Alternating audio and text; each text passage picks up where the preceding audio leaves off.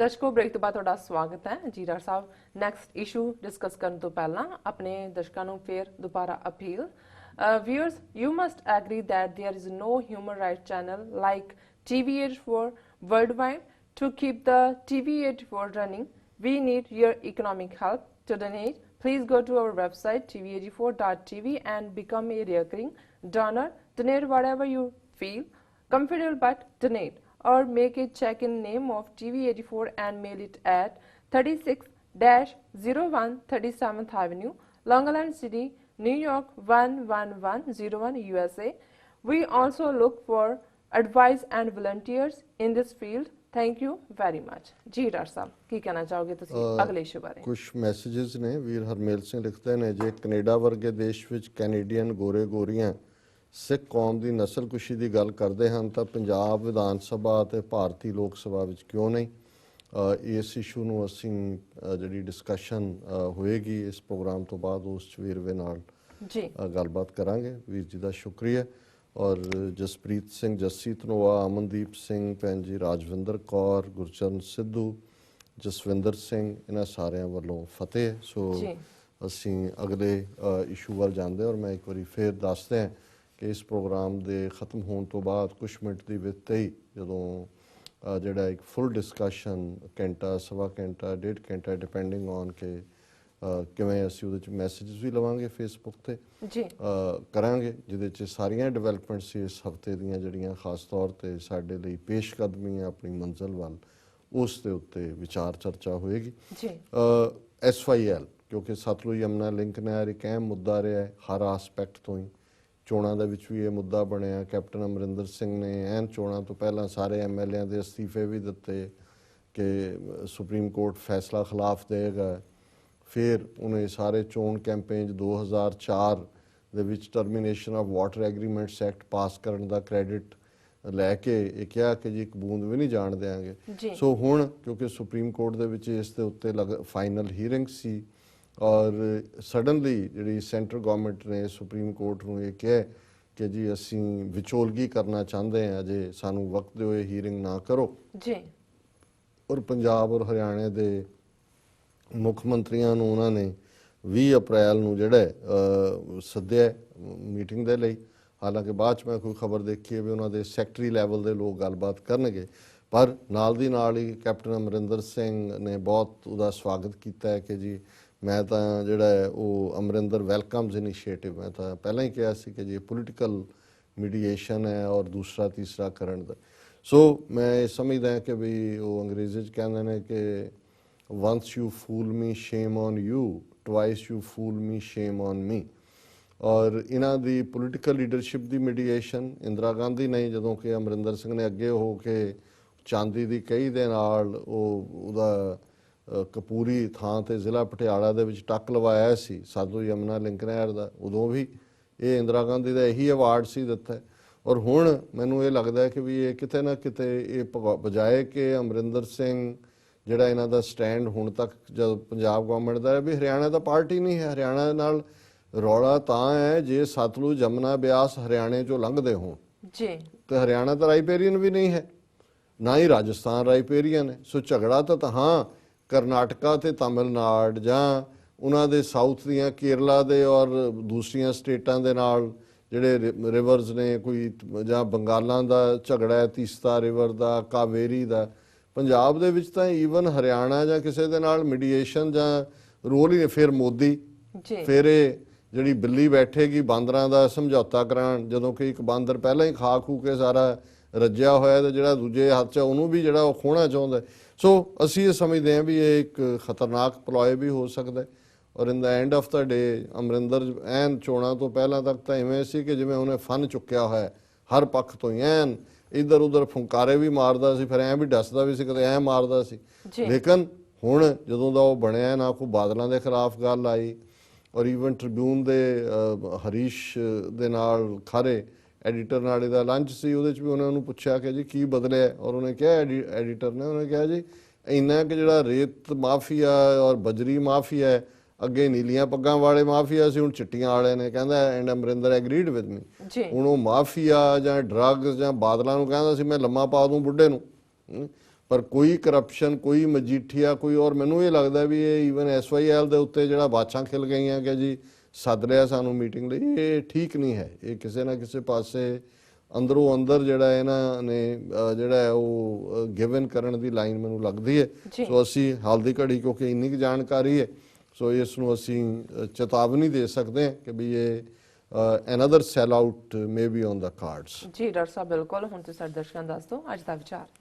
ਅੱਜ ਦੇ ਵਿਚਾਰ ਲਈ ਅਸੀਂ ਭਾਈ ਗੁਰਦਾਸ ਜੀ ਦੇ ਕਬਿਤ ਸਵਈਆ ਨੰਬਰ 172 ਨੂੰ ਚੁਣਿਆ।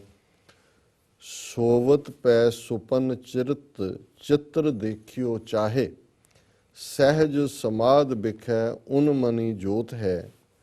ਸੁਰਾਪਾਨ ਸਵਾਦ ਮਤਵਾਰਾ ਪ੍ਰਤ ਪ੍ਰਸੰਨ ਜਿਉ, ਨਿਝਰ ਅਪਾਰ ਧਾਰ ਅਨਭੈ ਉਦੋਤ ਹੈ। ਬਾਲਕ ਪੈ ਨਾਦ ਬਾਦ ਸ਼ਬਦ ਵਿਧਾਨ ਚਾਹੇ, ਅਨਹਦ ਧੁਨ ਰੁਨ ਚੁਨ ਸਰਤ ਸਰੋਤ ਹੈ। ਅਕਥ ਕਥਾ ਬਿਨੋਦ ਸੋਈ ਜਾਣੇ, ਜਾਮੈ ਬੀਤੈ ਚੰਦਨ ਸੁਗੰਧ ਜਿਉ ਤਰੋਵਰ ਨਾ ਗੋਤ ਹੈ। ਜੀ ਭਾਈ ਸਾਹਿਬ ਇਸ 'ਚ ਇਹ ਯਾਦ ਕਰਵਾਉਂਦੇ ਨੇ ਕਿ ਅਲਟੀਮੇਟਲੀ ਜਦੋਂ ਤੁਸੀਂ ਰੱਬ ਦੇ ਪਿਆਰ ਦੇ ਵਿੱਚ ਰੱਬ ਨੂੰ ਪਾ ਲੈਂਦੇ ਹੋ, ਪਾਣਾ ਵੀ ਕੋਈ ਇਹ ਨਹੀਂ ਹੈ ਵੀ ਕੁਛ ਤੁਸੀਂ ਕਬਜ਼ਾ ਕਰ ਲੈਂਦੇ ਹੋ ਜੀ, ਉਸ ਦਾ ਤੁਸੀਂ ਰੂਪ ਹੋ ਜਾਂਦੇ ਹੋ, ਉਸ ਦੇ ਵਿੱਚ ਸਭ ਕੁਝ ਉਹਦੇ ਹੁਕਮ 'ਚ ਚੱਲ ਰਿਹਾ, ਇਹਨੂੰ ਸਮਝਦੇ ਹੋ, ਤੁਹਾਡੇ ਅੰਦਰ ਉਹ ਆਨੰਦ ਹੁੰਦਾ ਹੈ। ਅਨਹਦ ਵਾਜੇ ਦਾ ਜਦੋਂ ਅਕਸਰ ਜ਼ਿਕਰ ਹੁੰਦਾ ਹੈ, ਬਹੁਤਿਆਂ ਨੂੰ ਲੱਗਦਾ ਪਤਾ ਨਹੀਂ ਇਹ ਕੀ ਹੈ। ਸੋ ਜਿਹੜੀ ਚੀਜ਼ ਹਮੇਸ਼ਾ ਆਵਾਜ਼ ਕ੍ਰੀਏਟ ਕਰਨ ਲਈ ਦੋ ਚੀਜ਼ਾਂ ਦਾ ਟਕਰਾਅ ਹੁੰਦਾ ਹੈ ਜਿਹੜਾ ਮਿਊਜ਼ਿਕ ਪੈਦਾ ਕਰਦਾ ਹੈ। ਜਦੋਂ ਵਾਜਾ ਵੀ ਵਜਾਈ ਦਾ, ਪੱਖਾ ਜਿਹੜਾ ਹੁੰਦਾ ਹੈ ਵਾਜੇ ਦਾ ਉਹ ਹਵਾ ਦਿੰਦਾ ਹੈ। ਇਸੇ ਤਰ੍ਹਾਂ ਦੋ ਚੀਜ਼ਾਂ ਦਾ ਪਰ ਇਹ ਜਿਹੜਾ ਅੰਦਰ ਦਾ ਆਨੰਦ ਹੈ, ਜਦੋਂ ਤੁਸੀਂ ਰੱਬ ਦੇ ਨਾਲ ਇਕਮਿਕ ਹੁੰਦੇ ਹੋ ਤਾਂ ਉਹਨੂੰ ਅਨਹਦ ਜਾਂ ਵਾਜੇ, ਅਨਹਦ ਤੂਰੇ, ਤੂਰੇ ਵੀ ਵਾਜਿਆਂ ਨੂੰ ਕਹਿੰਦੇ ਕਿ ਉਹ ਵਾਜੇ ਜਿਹੜੇ ਵੱਜਦੇ ਨਹੀਂ ਪਰ ਤੁਹਾਡੇ ਨਾਲ ਨੇ, ਉਹ ਤੁਹਾਨੂੰ ਸੁਣਦੇ ਨੇ ਜਾਂ ਤੁਸੀਂ ਉਸ ਆਨੰਦ ਦੇ ਵਿੱਚ ਹੁੰਦੇ ਹੋ। ਸੋ ਭਾਈ ਸਾਹਿਬ ਨੇ 3-4 ਉਦਾਹਰਨਾਂ ਦੇ ਕੇ ਇਹ ਗੱਲ ਕਹੀ ਕਿ ਭਾਈ ਜਿਹੜੇ ਉਸ ਰੱਬ ਦੇ ਨਾਲ ਉਸ ਲੈਵਲ ਤੇ ਸਹਿਜ ਸਮਾਦ ਵਿੱਚ ਚਲੇ ਜਾਂਦੇ ਨੇ, ਉਹਨਾਂ ਦੀ ਸੋਭਾ, ਉਹਨਾਂ ਦੀ ਕਥਨੀ, ਉਹਨਾਂ ਦਾ ਜੀਵਨ ਜਾਂ ਉਹਨਾਂ ਦਾ ਆਨੰਦ ਸ਼ਬਦਾਂ ਵਿੱਚ ਬਿਆਨ ਨਹੀਂ ਕੀਤਾ ਜਾਂਦਾ। ਸੋ ਪਹਿਲੀ ਉਦਾਹਰਣ ਭਾਈ ਸਾਹਿਬ ਨੇ ਦਿੱਤੀ, ਸੋਵਤ ਪੈ ਸੁਪਨ ਚਿਰਤਰ ਚਿੱਤਰ ਦੇਖਿਓ ਚਾਹੇ, ਕਿ ਜਦੋਂ ਅਸੀਂ ਸੁਪਨੇ ਵਿੱਚ ਹੁੰਦੇ ਹਾਂ ਤੇ ਜਿਹੜੇ ਚਿੱਤਰ ਦੇਖ ਰਹੇ ਹੁੰਦੇ ਆ, ਜਿਹੜਾ ਡ੍ਰੀਮ ਦੇਖ ਰਹੇ ਹੁੰਦੇ ਆ, ਜੇ ਅਸੀਂ ਜਾਗ ਕੇ ਚਾਹੀਏ ਕਿ ਸਾਡੇ ਸਾਹਮਣੇ ਉਹ ਹੋਏ ਟਰੂਥ, ਉਹ ਹੋਏਗੀ ਨਹੀਂ ਕਿਉਂਕਿ ਉਹ ਸੁਪਨਾ ਹੈ। ਔਰ ਸੁਪਨਾ ਅੱਖਾਂ ਬੰਦ ਕੀਤਿਆਂ ਸੱਚ ਹੈ, ਅੱਖਾਂ ਖੋਲ੍ਹਿਆਂ ਝੂਠ ਹੈ ਕਿਉਂਕਿ ਉਹ ਗਾਇਬ ਹੋ ਜਾਂਦਾ ਹੈ। ਦੂਸਰਾ ਉਹਨਾਂ ਨੇ ਕਿਹਾ ਕਿ ਇਸੇ ਤਰ੍ਹਾਂ ਸਹਿਜ ਸਮਾਦ ਬਿਖੈ ਉਨ ਮਨੀ ਜੋਤ ਹੈ। ਇਸੇ ਤਰ੍ਹਾਂ ਜਿਹੜੀ ਉਨ ਮਨ, ਜਿਸ ਨੇ ਮਨ ਨੂੰ ਦੂਸਰਿਆਂ ਪਾਸਿਓਂ ਮਾਰ ਲਿਆ, ਰੱਬ ਵੱਲ ਜੋੜ ਲਿਆ, ਉਸ ਦੀ ਜਿਹੜੀ ਸਹਿਜ ਸਮਾਦ ਦੀ ਗੱਲ ਹੈ ਉਹਨੂੰ ਕੋਈ ਹੋਰ ਨਹੀਂ ਜਾਣ ਸਕਦਾ। ਉਹ ਸੱਚ ਦਾ ਅਨੁਭਵ ਉਹਨੂੰ ਹੀ ਹੈ। ਜਿਵੇਂ ਸੁਪਨਾ ਦੇਖਣ ਵਾਲਾ ਸੁਪਨੇ 'ਚ ਉਹਨੂੰ ਦੇਖ ਸਕਦਾ, ਟਰੂਥ ਦੇ ਵਿੱਚ ਉਹਨੂੰ ਸਾਹਮਣੇ ਨਹੀਂ ਲਿਆ ਕੇ ਉਹ ਪੇਸ਼ ਕਰ ਸਕਦਾ। ਦੂਸਰਾ ਭਾਈ ਸਾਹਿਬ ਨੇ ਕਿਹਾ, ਇਹ ਸੁਰਾਪਾਨ ਸਵਾਦ ਮਤਵਾਰਾ ਪ੍ਰਤ ਪ੍ਰਸੰਨ ਜਿਉ। ਹੁਣ ਕਿਸੇ ਸ਼ਰਾਬੀ ਨੂੰ ਕਹੋ ਕਿ ਵੀ ਤੂੰ ਸ਼ਰਾਬ ਛੱਡ, ਹੁਣ ਉਹ ਜੇ ਸ਼ਰਾਬ ਪੀ ਜਾਂਦਾ ਕੁਛ ਤਾਂ ਉਹਨੂੰ ਮਿਲਦਾ, ਬਾਕੀਆਂ ਨੂੰ ਨਹੀਂ।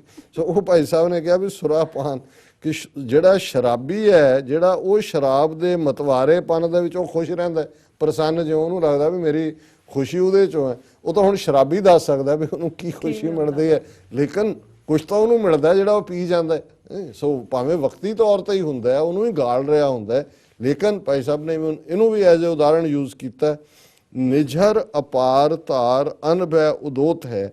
ਇਸੇ ਤਰ੍ਹਾਂ ਜਿਵੇਂ ਸ਼ਰਾਬੀ ਲਈ ਸ਼ਰਾਬ ਉਹਦੇ ਚਾਅ ਦਾ ਕਾਰਨ ਹੈ, ਤੇ ਜਿਹੜਾ ਰੱਬ ਨਾਲ ਜੁੜਿਆ ਹੋਇਆ ਬੰਦਾ ਨਿਝਰ ਅਪਾਰ ਧਾਰ, ਉਹ ਜਿਹੜਾ ਡਿਵਾਈਨ ਫਲੋ ਆਫ ਐਲਿਗਜ਼ਰ ਹੈ, ਜਿਹੜੀ ਅੰਮ੍ਰਿਤ ਧਾਰਾ ਉਹਦੇ ਅੰਦਰ ਆਨੰਦ ਦੀ ਧਾਰਾ ਵਗਦੀ ਹੈ, ਉਸ ਨੂੰ ਉਹੀ ਜਾਣਦਾ, ਹੋਰ ਉਹਨੂੰ ਉਹ ਬਿਆਨ ਨਹੀਂ ਕਰ ਸਕਦਾ। ਬਾਲਕ ਪੈ ਨਾਦ ਬਾਦ ਸ਼ਬਦ ਵਿਧਾਨ ਚਾਹੇ। ਹੁਣ ਜਿਹੜਾ ਬੱਚਾ ਹੈ ਉਹਨੂੰ ਤੁਸੀਂ ਨਾਦ, ਸ਼ਬਦ, ਮਿਊਜ਼ਿਕ, ਉਸ ਦੀ ਐਕਸਪਲੇਨੇਸ਼ਨ ਦੱਸਣੀ ਚਾਹੋ, ਉਹਨੂੰ ਨਹੀਂ ਸਮਝ ਆਏਗੀ, ਬੱਚਾ ਹੈ ਉਹਨੂੰ ਨਾਦ ਬਾਦ ਸ਼ਬਦ ਵਿਧਾਨ ਚਾਹੇ। ਅਨਹਦ ਧੁਨ ਰੁਨ ਚੁਨ ਸਰਤ ਸਰੋਤ ਹੈ। ਇਸੇ ਤਰ੍ਹਾਂ ਜਿਹੜਾ ਗੁਰਮੁਖ ਹੈ ਉਹ ਉਸ ਅਨਹਦ ਧੁਨ ਦੇ ਵਿੱਚ ਉਹਦੇ ਅੰਦਰ ਰਿਮ ਚਿਮ ਵਰਸਿਆ ਅੰਮ੍ਰਿਤ ਧਾਰਾ, ਉਸ ਕਿਸਮ ਦਾ ਆਨੰਦ ਹੁੰਦਾ ਕਿ ਉਹ ਉਸ ਨੂੰ ਹੀ ਪਤਾ ਹੁੰਦਾ ਹੈ ਉਹਨੂੰ ਬਿਆਨ ਨਹੀਂ ਕਰ ਸਕਦਾ। ਜਿਵੇਂ ਬੱਚਾ ਮਿਊਜ਼ਿਕ ਦੀਆਂ ਡਿਫਰੈਂਟ ਜਿਹੜੀਆਂ ਕੋਨੋਟੇਸ਼ਨਸ ਨੇ, ਨੋਟਸ ਨੇ, ਉਹਨਾਂ ਨੂੰ ਬਿਆਨ ਨਹੀਂ ਕਰ ਸਕਦਾ। ਤੇ ਅਖੀਰ 'ਚ ਭਾਈ ਸਾਹਿਬ ਨੇ ਫਰਮਾਇਆ, ਅਕਥ ਕਥਾ ਬਿਨੋਦ ਸੋਈ ਜਾਣੇ ਜਾਮੇ ਬੀਤੇ। ਜਾਮੇ ਬੀਤਾ ਕਿ ਜਿਹੜਾ ਉਸ ਜਿਹਦੇ ਉੱਤੇ ਬੀਤ ਰਹੀ ਹੈ, ਜਿਹੜਾ ਉਸ ਦਾ ਆਨੰਦ ਮਾਣ ਰਿਹਾ, ਉਸ ਵਾਹਿਗੁਰੂ ਦੇ ਪਿਆਰ ਦੀ ਅਕਥ ਕਥਾ, ਇਨਡੈਸਕ੍ਰਿਪੇਬਲ ਸਟੋਰੀ ਜਿਹੜੀ ਉਹਦਾ ਹੈ, ਉਹਨੂੰ ਉਹੀ ਜਾਣਦਾ ਹੈ। ਚੰਦਨ ਸੁਗੰਧ ਜਿਉਂ ਤਰੋਵਰ ਨਾ ਗੋਤ ਹੈ, ਕਿ ਜਿਸ ਤਰ੍ਹਾਂ ਇੱਕ ਤਾਂ ਅਸਲੀ ਚੰਦਨ ਦੇ ਦਰਖਤ ਹੁੰਦੇ ਨੇ ਜੀ, ਤੇ ਜਦੋਂ ਚੰਦਨ ਚੋਂ ਖੁਸ਼ਬੂ ਨਿਕਲਦੀ ਹੈ ਤੇ ਆਲੇ ਦੁਆਲੇ ਜਿਹੜੇ ਆਮ ਦਰਖਤ ਹੁੰਦੇ ਨੇ ਉਹਨਾਂ ਦੇ ਵਿੱਚ ਵੀ ਉਹ ਖੁਸ਼ਬੂ ਆ ਜਾਂਦੀ ਹੈ। ਸੋ ਸੈਂਡਲਵੁੱਡ ਚੰਦਨ ਦੇ ਅਸਲੀ ਜਾਂ ਨਕਲੀ ਦੇਖਣ ਨੂੰ, ਕਿਉਂਕਿ ਉਹ ਚੰਦਨ ਨਹੀਂ ਸੀ, ਲੇਕਿਨ ਸੋ ਵੀ ਚੰਦਨ ਹੋਏ ਰਹੇ ਬਸੈ ਜੋ ਚੰਦਨ ਪਾਸ, ਉਹ ਵੀ ਚੰਦਨ ਹੋ ਜਾਂਦੇ ਨੇ। ਇਸੇ ਤਰ੍ਹਾਂ ਨਿਰੰਕਾਰ ਦੀ ਅਕਥ ਕਥਾ ਨੂੰ ਬਿਆਨਿਆ ਨਹੀਂ ਜਾ ਸਕਦਾ। ਸੋ ਇਹ ਅੱਜ ਦਾ ਵਿਚਾਰ ਜੀ। ਡਾਕਟਰ ਸਾਹਿਬ ਤੁਹਾਡਾ ਬਹੁਤ ਬਹੁਤ ਸ਼ੁਕਰੀਆ, ਤੁਸੀਂ ਅੱਜ ਦੇ ਅਹਿਮ ਇਸ਼ੂ ਤੇ ਅੱਜ ਦਾ ਵਿਚਾਰ ਸਾਡੇ ਦਰਸ਼ਕਾਂ ਨਾਲ ਸਾਂਝਾ ਕੀਤਾ। ਇਸ ਨਾਲ ਆਪਣੇ ਵਿਊਅਰਸ ਕੋਲ ਲੈਣੇ ਇਜਾਜ਼ਤ। ਵਿਊਅਰਸ, ਸਾਡੇ ਪ੍ਰੋਗਰਾਮ ਦਾ ਸਮਾਂ ਇੱਥੇ ਸਮਾਪਤ ਹੁੰਦਾ। ਤੁਸੀਂ ਆਪਣੀ ਰਾਏ ਤੇ ਸੁਝਾਅ ਸਾਨੂੰ ਭੇਜਣਾ ਭੁੱਲਣਾ ਸਾਡੇ ਇਸ ਪਤੇ ਤੇ sos@tvd4.tv ਤੇ ਅਸੀਂ ਆਪਣਾ ਪ੍ਰੋਗਰਾਮ ਲੈ ਕੇ ਫਿਰ ਦੁਬਾਰਾ ਹਾਜ਼ਰ ਹੋਵਾਂਗੇ। ਤਦ ਤੱਕ ਲਈ ਮੈਨੂੰ ਤੇ ਆਪਣਾ ਅਫਸਰ ਆਗਿਆ ਦਿਓ। ਦੇਖਦੇ ਰਹੋ TV 84। ਬੁਲਾ ਦਿਓ ਫਤਿਹ। ਵਾਹਿਗੁਰੂ ਜੀ ਕਾ ਖਾਲਸਾ, ਵਾਹਿਗੁਰੂ ਜੀ ਕੀ ਫਤਿਹ।